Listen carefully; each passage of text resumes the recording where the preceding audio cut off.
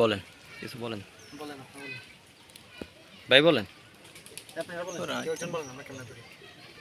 আপনি বলেন, আপনি বলা ঠিক আছে। আসসালামু আলাইকুম।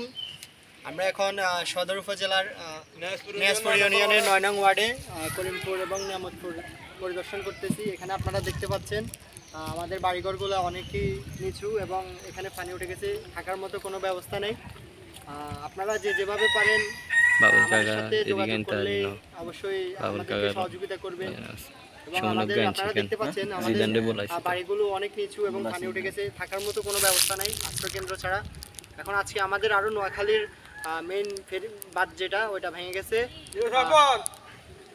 ওখান দিয়ে পানি অনবরত এখন আমাদের গ্রামে ঢুকতেছে, আমাদের নোয়াখালীতে ঢুকতেছে। এখন আমাদের থাকার মতো কোনো ব্যবস্থা নেই। আপনারা যেভাবে সহযোগিতা করবেন।